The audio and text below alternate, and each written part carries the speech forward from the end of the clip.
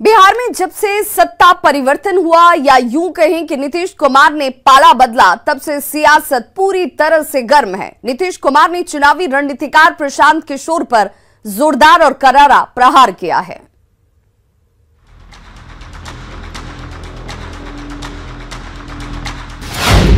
क्या कांग्रेस में जेडीयू का विलय चाहते थे प्रशांत किशोर? हमको बीच में आकर के कह रहा था कि अपना पार्टी को कांग्रेस पार्टी में मर्ज कर दीजिए। हमके बोला हम कांग्रेस पार्टी में मर्ज करेंगे बहुत पहले। किसकी मर्जी से मिले थे प्रशांत किशोर और नीतीश कुमार? अभी 10-15 दिन पहले आपने देखा होगा मीडिया के माध्यम से घर पर बुलाकर बोले कि आइए हमारा पार्टी लीड कीजिए। हमने कहा नहीं हो सकता है। अभी क्या बीजेपी के लिए काम करते हैं पीके? उसी का काम ही कर रहा है अभी तक। ये सिर्फ 1 एकड़ जमीन पर कृषि करके हर महीने 1 लाख तक कमाते हैं। इनसे सीखना है तो फ्रीडम ऐप को अभी डाउनलोड कीजिए। विरोध, इनका विरोध काहे के लिए कर रहा है? चुनावी रणनीतिकार प्रशांत किशोर इन दिनों जन सुराज यात्रा पर है। पीके 3500 किलोमीटर की पदयात्रा कर आगे की सियासी दिशा तय करेंगे।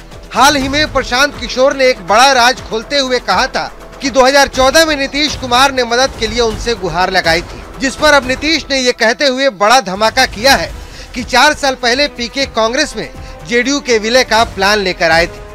2014 में चुनाव हार गया था, दिल्ली आया मेरे पास पूछने के लिए, चलिए हमारी मदद कीजिए।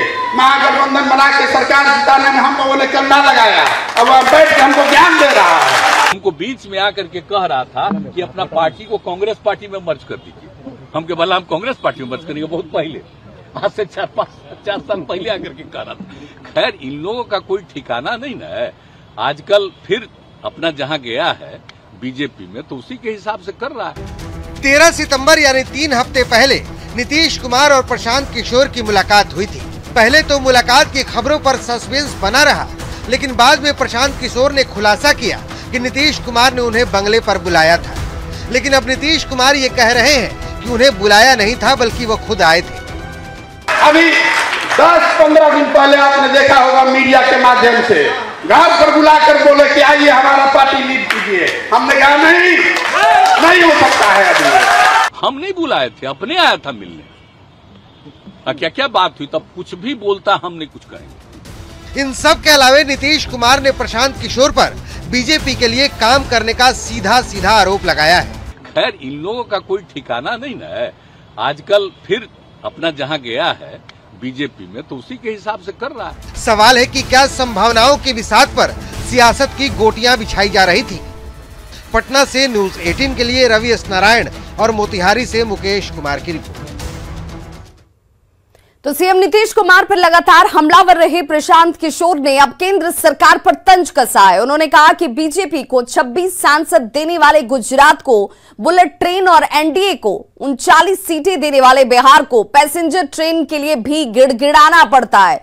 जनसुराज यात्रा के दौरान पश्चिम चंपारण के मैनाटांड में एक सभा को संबोधित करते हुए प्रशांत किशोर ने ये तमाम आरोप लगाए हैं। तो जो 26 एमपी भेजा है वो बुलेट ट्रेन पर चलेगा, और जो 39 एमपी जिता कर भेजा है हम लोग को पैसेंजरों नहीं मिलेगा। मिलना चाहिए कि नहीं? मिलना चाहिए कि नहीं बताइए? 6 करोड़ का राज्य गुजरात, और वही लोग को सब मिलेगा। 13 करोड़ का राज्य बिहार भिखारी बने हुए हैं। हम लोग के लड़कों को यहाँ से काम करने के लिए गुजरात जाना पड़ता है। आप में से कई लोग ऐसे परिवार होंगे जिसके लड़के गुजरात में, केरल में, तमिलनाडु में, आंध्रा में, कश्मीर में काम कर रहे हैं ना। बिहार विधान परिषद में नेता प्रतिपक्ष सम्राट चौधरी ने सीएम नीतीश कुमार पर एक बार फिर से तंज कसा है। सम्राट चौधरी ने सीएम नीतीश कुमार को लड़का कहकर संबोधित किया, साथ ही इसका भी खुलासा किया कि नीतीश कुमार ने मुख्यमंत्री कैंडिडेट बनने के लिए उनके पिता शकुनी चौधरी के पैर तक पकड़े थे। कुछ लड़के राजनीति में आया और जयप्रकाश के भी सिद्धांत को 2 साल भी नहीं माना। और कर्पूरी ठाकुर जी, जिन्होंने 1977 में बिहार में सरकार बनाया, उनके विचारधारा पर भी एक लड़का उनके साथ खड़ा नहीं हुआ। तो जिस लड़के ने अपने जीवन काल में, अब तो बूढ़े हो गए होंगे, स्वाभाविक है, वो लड़का 7 बार पार्टी बदल चुका, 7 बार पार्टी बदलने वाला नेता या वो लड़का कि बिहार की राजनीति में आज कितने गठबंधन, कितने की राजनीतिक हत्या उस व्यक्ति ने की होगी, ये आप सोच नहीं सकते। लेकिन मेरे पिताजी से वो 20 साल छोटे लड़के थे, इन्होंने गोड़ पकड़ा, पैर पकड़ा कि हमको मुख्यमंत्री घोषित कीजिए तभी हम पार्टी के अंदर आएंगे।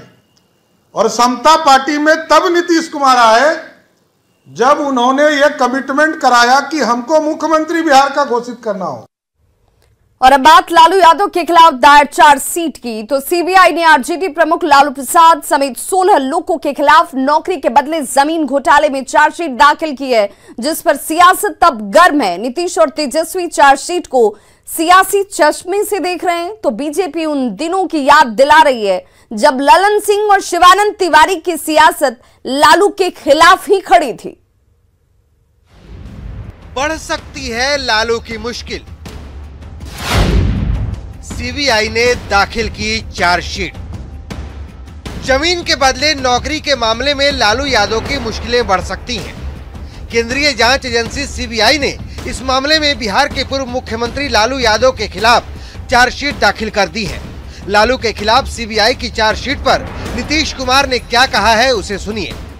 एक वो बात आप जान रहे हैं, 5 साल 5.5 साल पहले क्या हुआ था, हम लोग अलग हो गए थे, आप फिर कुछ नहीं हुआ, हम तो देख लिए कि कुछ है ही नहीं इन पर, तो हम लोग चले गए हैं, तब फिर शुरू करेंगे। ये कोई तरीका है जी, कोई बात है?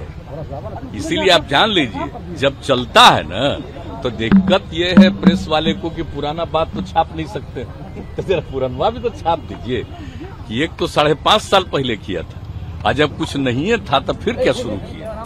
नीतीश कुमार सीबीआई की चार्जशीट को सियासी चश्मे से देख रहे हैं, तो तेजस्वी सीबीआई की कानूनी प्रक्रिया को ड्रामा बता रहे हैं। तो कुछ है थोड़ी ना, खाली अपना पूर्ति जो है वो किया जा रहा है, और जब तक संवैधानिक संस्थानों का अगर दुरुपयोग किया जाएगा तो इस तरह का तो केस आता ही जाता रहेगा। अभी तो सीबीआई ईडी दूसरे केस में है ही, इस वाले में केवल अभी सीबीआई है, अब ईडी भी आएगी, वो भी इन्वेस्टिगेशन करेगी, वो भी बाद में चार्जशीट करेगी। लालू यादव के खिलाफ चार्जशीट को लेकर नीतीश कुमार और तेजस्वी बीजेपी को कोस रहे हैं, तो सुशील कुमार मोदी उन दिनों की याद दिला रहे हैं जब जेडीयू के मौजूदा अध्यक्ष ललन सिंह और आरजेडी के नेता शिवानंद तिवारी ने ही इस मुद्दे को उजागर किया था। देखिए, ये जो नौकरी के बदले जमीन लिखवाने वाला जो मामला है, घोटाला है, इसको सबसे पहले जनता दल यू के वर्तमान राष्ट्रीय अध्यक्ष ललन सिंह, शिवानंद तिवारी, शरद यादव, इन्हीं लोगों ने उजागर किया था। और 2007 में जब मनमोहन सिंह प्रधानमंत्री थे, लालू जी रेल मंत्री थे, उस समय एक डेलीगेशन गया था जिसमें मुख्तार अब्बास नकवी, शरद यादव और ललन सिंह थे, और मनमोहन सिंह को 2007 में ज्ञापन दिया और कुछ दस्तावेज दिए कि लालू यादव रेल मंत्री रहते हुए लोगों को ग्रुप डी की नौकरी दे रहे हैं और उसके बदले जमीन लिखवा रहे हैं।